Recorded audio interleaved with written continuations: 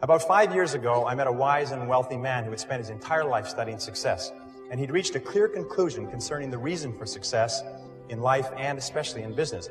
He's dead now, but I'll never forget what he told me, because I immediately recognized that he put the finger on my reason for success and yours, as we'll talk about in a minute.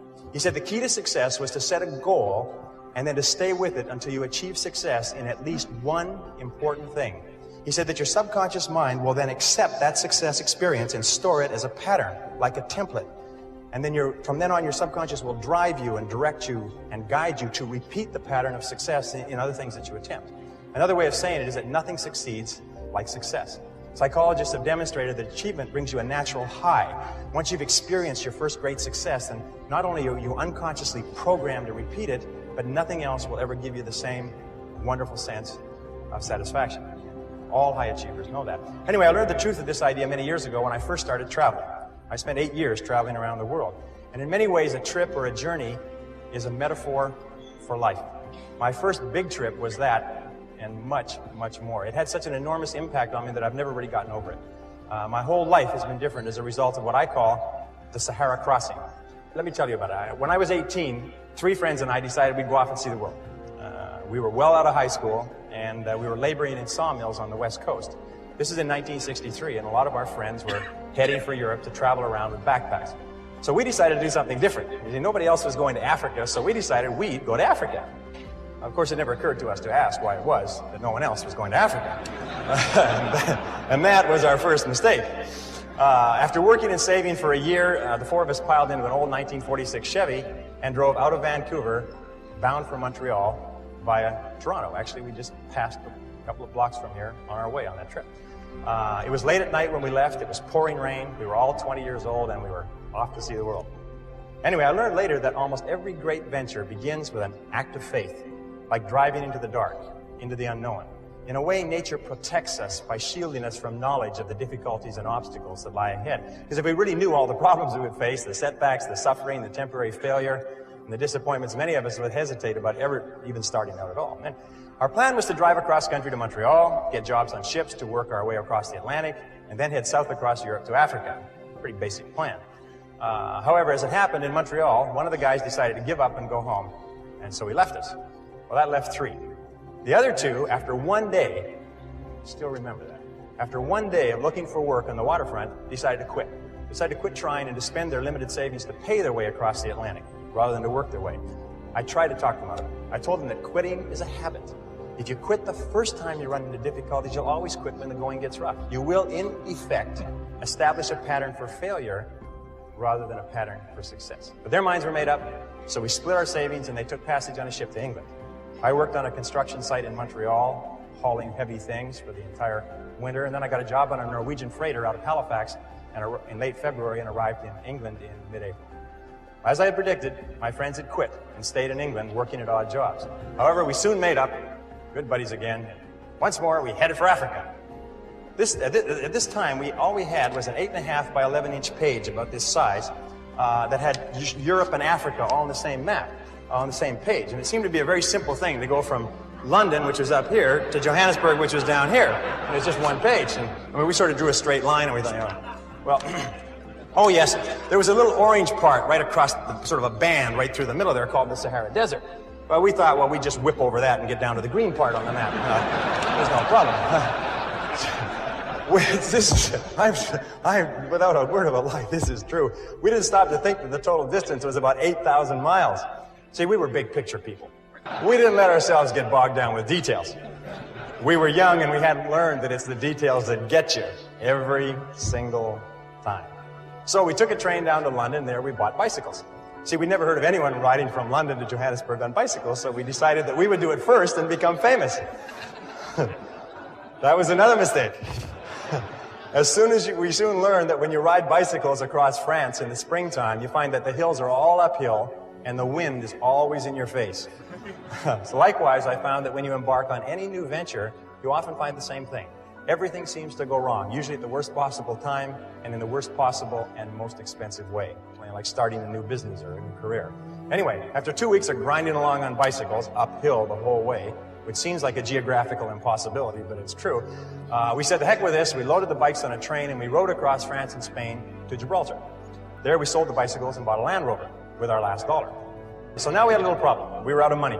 We'd exhausted our meager finances buying the Land Rover, and we didn't have enough money for fuel and equipment. So we all sat down. We consider ourselves great writers at that time. We all sat down and wrote letters to everybody that we knew, pleading for money, telling them how desperate our situation was. Sitting here looking across the Straits of Gibraltar to Africa.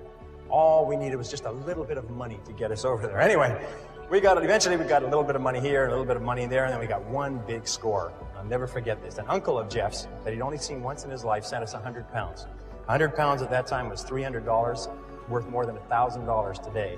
And we were ecstatic. We were saved. So this is another lesson. Nobody ever makes it on their own. One of the great lessons of life. We all need help from others to get over the rough spots.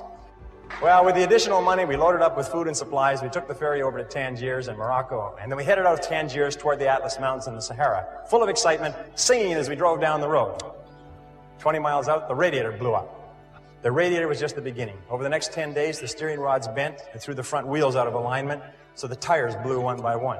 When we got a flat tire, and we got lots of flat tires, we had to sit by the side of the road patiently, sometimes for hours, until somebody came along with the proper tools to help us change the tire. But we pressed on anyway. As we drove deeper into Morocco and over the Atlas Mountains and onto the Sahara Escarpment, we entered into a world that had changed very little in 1,000 years. There were long, long stretches of barren country roads and an occasional oasis surrounded by primitive farms, which was irrigated from wells and underground rivers. And that began an experience that I still remember quite clearly, and I think you'll be able to relate to this. By this time, I was speaking French fairly well. We could converse with the natives in the occasional small towns that we passed through. And in one town, early in our slow, halting trek across Morocco, someone asked us where we were headed. And we told them that we were going across the Sahara and into Africa. And he said, oh no, he said, you can't do that. He said, you'll die in the desert. Well, I looked up my dictionary quickly because I didn't understand the expression. Vous allez mourir dans le lust. We then began to hear this on a regular basis everywhere we went. We'd stop in a small town, and people would bring their friends up to us and introduce us as the young men who were going off to die in the desert. Well, they seemed quite cheerful about it, but after a while, we found it kind of irritating. I mean, and by the way, these were not your average Arabs. These were Bedouin and Tuareg. These were desert people, members of tribes that lived in the Sahara for 1,000 years. I mean, they were in a position to know what they were talking about. And I learned a valuable lesson from this. I learned then, and for the rest of your life, whenever you try to do something out of the ordinary, people will line up to tell you that you can't do it, why you can't do it, that you'll lose your time, you'll lose your money, that you will, in effect, die in the desert. Even people who should know better will try to discourage you. To achieve anything greater worthwhile, you must train yourself to rise above these people, ignoring them and pressing on toward your goal regardless. Your time is your most valuable asset, and your ability to use your time, to spend your time well, largely determines your success and your income and everything that happens to you. And this brings us to what we call the law of forced efficiency. Now, the law of forced efficiency says there is never enough time to do everything, but there's always enough time to do the most important tasks. When you start to get under the gun, you have tremendous pressure. You have to have a job or task or project complete by a certain time. It's amazing how efficient you become. You become forced to be efficient. So the key in using the law of forced efficiency is to get really efficient before you run out of time. And the way you do it is you ask a couple of questions. One of the questions you ask is, what are my most valuable tasks? What are my most important tasks? What are the things that you do each day that are more important than anything else? Another question you can ask is, why am I on the payroll? What results have you been hired to accomplish? Of all the results that you can accomplish, what are the most important results that you could accomplish today? It's amazing. If you ask entrepreneurs how important are sales to your business, you know what they'll say? Oh, they're very important. Then if you follow entrepreneurs around for any period of time, one study showed that the average entrepreneur spends 11% of his time on sales and marketing. And the other 89% of the time is spent just doing busy work. And of course, once you start to do busy work, the busy work increases and increases almost like rabbits multiply. A third question you can ask for the law of forced efficiency is, what can I and only I do that if done well will make a real difference? Every hour there's an answer to this question for you. What can you and only you do that if done well will make a real difference? This means that if you don't do it, nobody else will do it. But if you do it and you do it well, it can make a difference to your life and to your business. And the final question for forced efficiency is this: what is the most valuable use of my time right now?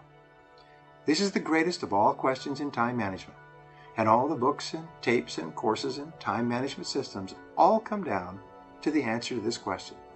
What is the most valuable use of your time right now? Whatever your answer to that question is, minute by minute and hour by hour, be sure that you're working on that and not something else. And you'll become one of the most efficient people in your business.